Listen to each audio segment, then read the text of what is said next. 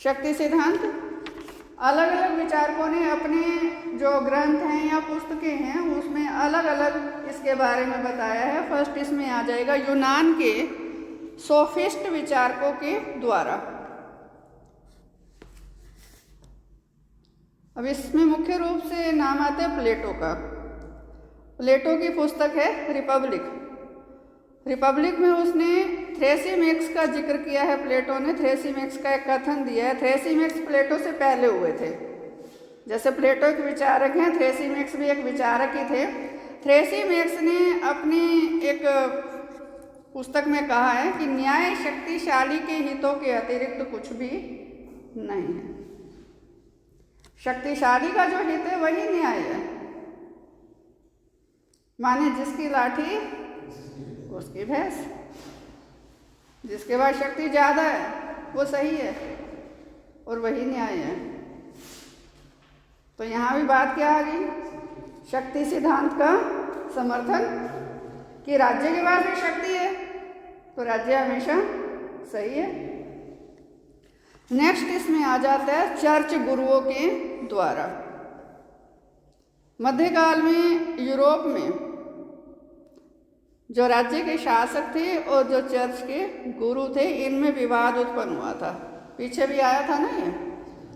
तो उसमें जो चर्च के गुरु हैं उनका ये कहना था कि हमें समस्त शक्तियाँ ईश्वर ने दी और हमने उसमें से कुछ शक्तियाँ शासक को दी, और शासक अपनी जो शक्ति का प्रयोग करता है उसमें वो बल प्रयोग करता है। शासक जब अपनी शक्ति के आधार पर कानूनों का निर्माण करता है, उसके पालन के लिए बल प्रयोग करता है, शक्ति का प्रयोग करता है।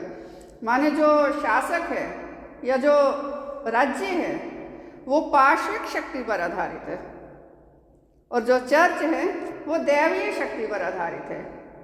कोई भी यदि व्यक्ति कुछ भी गलत करता है, चर्च में माफ़ी मांगने से काम चल जाएगा। चर्च किसी तरह का दंड नहीं देगी, कोई धर्मगुरु फांसी पे नहीं लटकाएगा। उसमें होता भी है ना चर्च में कि वो एक रूम सा होता है, कन्फेशन करते हैं वहाँ जाके मैंने ये गलती की थी इसके लिए मुझे माफ़ किया जाए। वो रूम कैसा होता है कि उसमें एक विंडो होती है। विंडो के बाहर आकर कोई भी खड़ा होकर अपना कोई भी अपराध वहाँ बोल सकता है। अंदर चर्च गुरु जो है वो होता है, विंडो पर पर्दा होता है, उसको बोलने वाले की शक्ल नहीं दिखाई देती और वो सिर्फ आशीर्वाद देता है कि ठीक है तुम्हारी ये जो आवाज़ है वो ईश्वर सुन लेगा कि तुमने पश्चाताप कर दिया। ये हर जो धर्म है उसके अपने अपने कुछ हैं जो भी मान्यताएं हैं, सिद्धांत हैं। तो ऐसे में जो विवाद हुआ ये चर्च में और शासकों में, तो उस विवाद का जो विषय था, विवाद में हम नहीं जाएंगे कि बहुत लंबा चौड़ा विवाद था, लेकिन उसमें जो मुख्य रूप से बात आती है शक्ति की आती है कि जो राज्य है वो पार्श्विक शक्ति पर आधारित है, क्योंकि जो राज्य है वो अपने कानूनों का पालन शक्ति के दंड के बल पर ही, दंड के भय के बल पर ही कराता है। नेक्स्ट आ जाएगा इसमें व्यक्तिवादियों के द्वारा। जो व्यक्तिवादी विचारधारा है, इस विचारधारा का जो आधार है वो यही है कि व्यक्तिवादियों ने व्यक्ति की स्वतंत्रता पर बल दिया।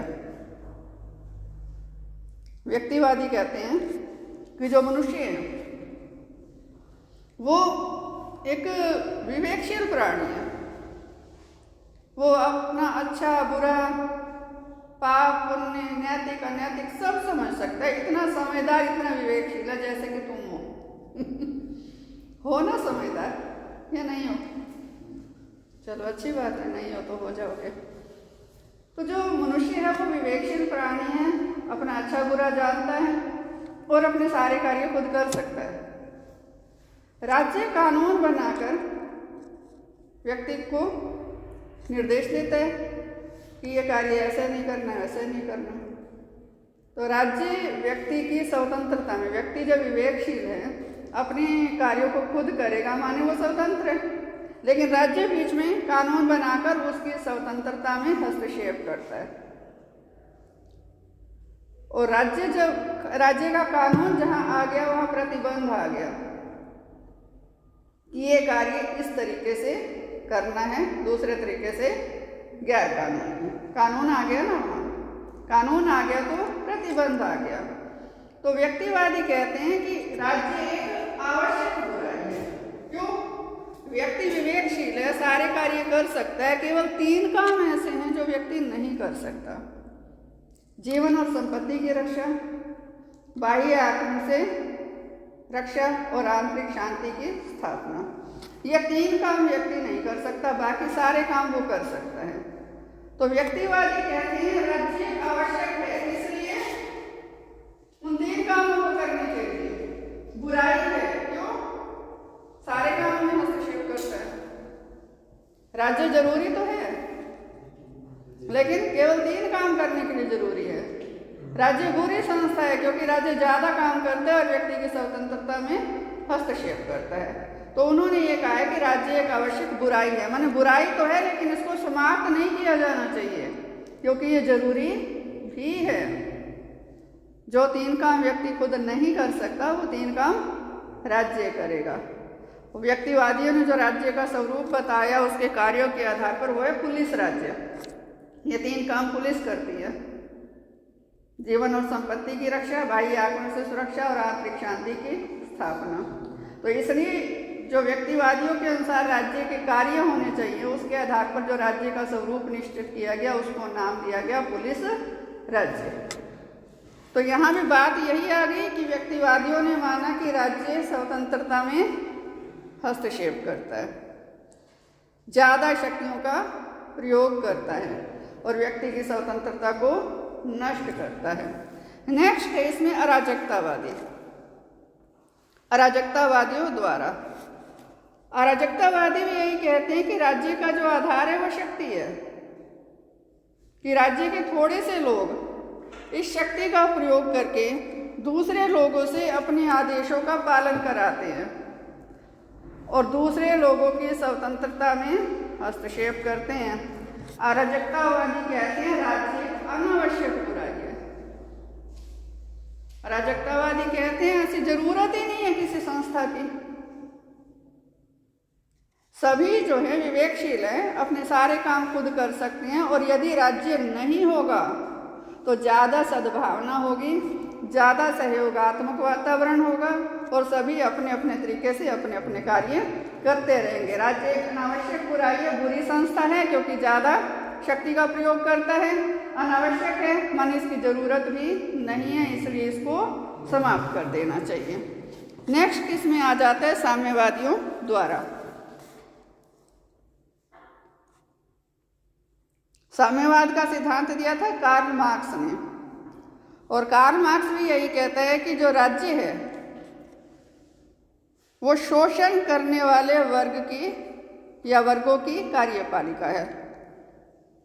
राज्य जो है वो पूंजीपतियों के हाथ में शोषण का यंत्र है, ऐसा कार्ल मार्क्स ने कहा था। कार्ल मार्क्स ने कहा था समाज में 2 ही वर्ग हैं, एक जिनके पास सब कुछ है और एक जिनके पास कुछ भी नहीं है। जिनके पास सब कुछ है वो है पूंजीपति, जिनके पास कुछ भी नहीं है वो है श्रमिक वर्ग, सर्वहारा वर्ग। तो ऐसे में जो पूंजीपति हैं उन्होंने अपने हितों की रक्षा के लिए ही इस संस्था को अस्तित्व में लाने के मार्ग प्रशस्त किए और इस संस्था के माध्यम से वो श्रमिकों पर अत्याचार करते हैं और अपने हिसाब से उनसे कार्य करवाते हैं। राज्य पूंजीपतियों के हाथ में शोषण का यंत्र है, ऐसा कार्ल मार्क्स ने माना था। तो बात यहाँ भी क्या आ गई? शक्ति, कि राज्य अपनी शक्ति का प्रयोग करता है।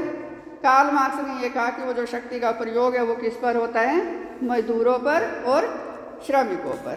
क्लियर है यहाँ तक? इसकी आलोचना कल कराएंगे।